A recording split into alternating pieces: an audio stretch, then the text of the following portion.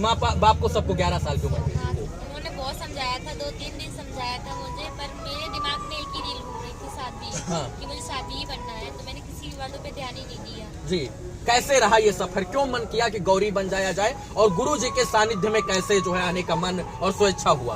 बस ऐसे ही मैं पूजा पाठ में ज्यादा ध्यान देती थी, तो मुझे इसी में ज्यादा लगन थी, साध्वी बनने का अच्छी इच्छा थी मेरी बचपन से ही। हाँ। कि मुझे साध्वी ही बनना है। हाँ। मैंने गुरु जी से बोला साध्वी के लिए। तो आगे का ज्ञान जो है गुरु जी के सानिध्य में होगा। जी। और हमारे साथ अभी एक बाल साध्वी है मित्रों। अब ये इनके परिवार वालों ने गुरु जी के सुपुर्द कर दिया और प्रत्यक्षम किम प्रमाणम, अगर प्रत्यक्ष है तो प्रमाण की आवश्यकता नहीं होनी चाहिए। और इनकी उम्र की अगर हम बात करें तो 13 साल की है और अब ये साध्वी बन चुकी है।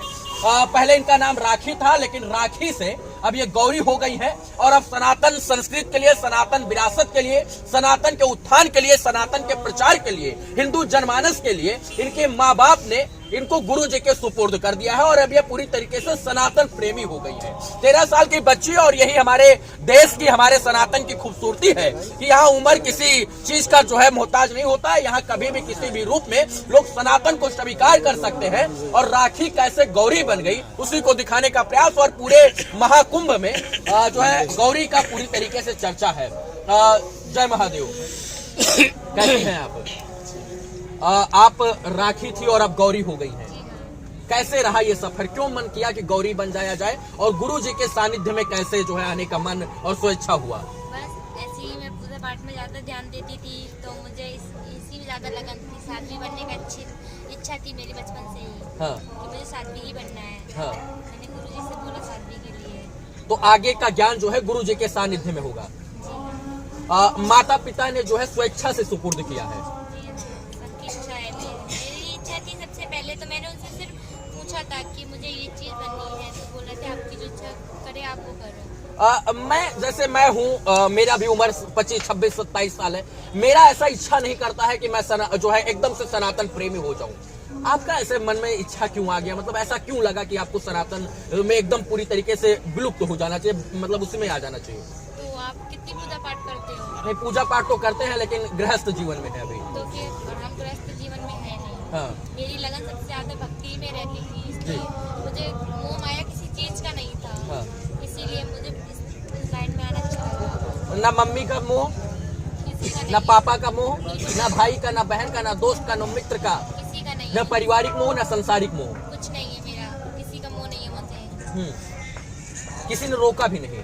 किसी ने नहीं। गुरु जी ने तो समझाया, क्या कहते हैं, गुरुर ब्रह्मा गुरुर विष्णु गुरुर देव महेश्वरा गुरु साक्षात परब्रह्म तस्मै श्री गुरुवे नमः। तो गुरु को जो है ब्रह्मा की उपमा दी गई है, भगवान की उपमा दी गई है। तो गुरु तो अपने जो है शिष्यों को, अपने भक्तों को सही राह प्रशस्त करता है। तो उन्होंने कुछ तो समझाया होगा आपको? उन्होंने बहुत समझाया था, 2-3 दिन समझाया था मुझे, पर मेरे दिमाग में एक ही रील घूम रही थी साध्वी। हाँ। कि मुझे साध्वी ही बनना है, तो मैंने किसी बातों पे ध्यान ही नहीं दिया। जी।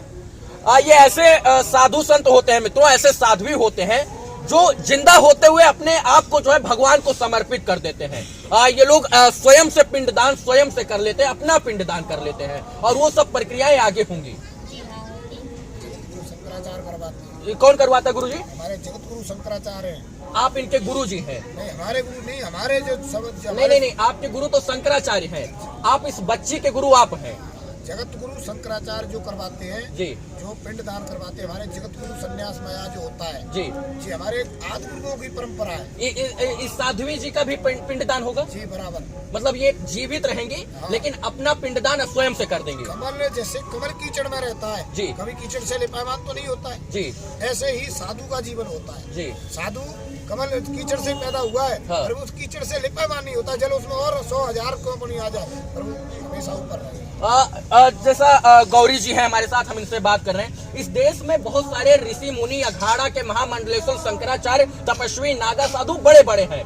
त्रिपुंड लगाकर कोई मर्सिडीज से चल रहा है, कोई जैगुआर से चल रहा है, कोई BMW से चल रहा है, कोई जो है महल में रह रहा है, कोई जो है ऐसे रह रहा है टेंट और तंबू में रह रहा है। इन्हीं गुरु जी को आपने क्यों चुना? जो है इन्हीं के साथ आपने जो है दीक्षा और शिक्षा लेने का काम क्यों किया? वो तो गुरु कृपा से मेरी इच्छा हुई थी, क्या पता पुनर्जन्म का कोई संस्कार हो मेरे, इसलिए मैं इनसे ली थी। अच्छा, जब आप साध्वी वेशभूषा में आ गई हैं और इसके बाद जब आप स्वयं से पिंडदान भी करेंगी, इसके बाद पूरी तरीके से साध्वी हो जाएंगी, तो आगे का जीवन कहाँ व्यतीत होगा? घर में, परिवार में, संसार में, गुरुजी के साथ या कुटिया में या कहाँ में? गुरुजी के साथ होगा। गुरुजी के साथ। गुरुजी जो आदेश करेंगे वो मैं पालन करूंगी। अच्छा, आप अगर चाहें उस बीच में कि हमको मम्मी का मोह आया, पापा का मोह आया, गृहस्थ जीवन का मोह आया, तो आप वापस नहीं आ सकती? अभी नहीं, मोह माया आएगा ही नहीं। मैंने अभी से त्याग दिया था, जब 11 साल की थी तभी से लोगों को त्याग दिया था। माँ बाप को सबको 11 साल की उम्र थी, हाँ, सबको। तो 2 साल जो बीता उसमें किसी का याद मोह माया नहीं आया? किसी से नहीं, घर में रहती थी पर मैं किसी से इतना बातें नहीं करती थी, किसी से मोह माया नहीं था मुझे। हाँ,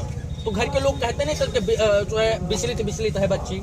हाँ, सब लोग बोलते थे, तो पर मैं उनकी बातों को ध्यान ही नहीं देती थी। जिस रास्ते पर आप जा रही हैं वहाँ से पीछे आने का रास्ता खत्म हो जाता है।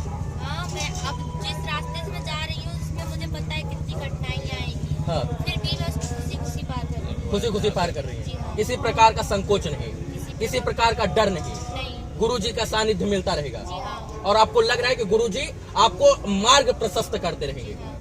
हाँ। गुरुजी, थोड़ा सा जानेंगे, ये जिस रास्ते पर बच्ची निकल चुकी है साध्वी के रूप में, वो रास्ता बड़ा कठिन है। उसको हम जैसे लोग, जो हम अपने आप को तुच्छ इस वक्त बता रहे हैं, हम जैसे तुच्छ लोग जो आम जीवन व्यतीत कर रहे हैं, जो पारिवारिक मोह माया, रुपया पैसा, धन दौलत, गाड़ी घोड़ा, मकान खजाना में उलझे हैं, वो लोग उस रास्ते पर जाना नहीं चाहते। ये साध्वी जी कह रही हैं कि हम उस रास्ते पर जा रहे हैं और इनको पीछे लौट कर आने का सारा द्वार बंद हो जाएगा, तब क्या होगा इस अवस्था में?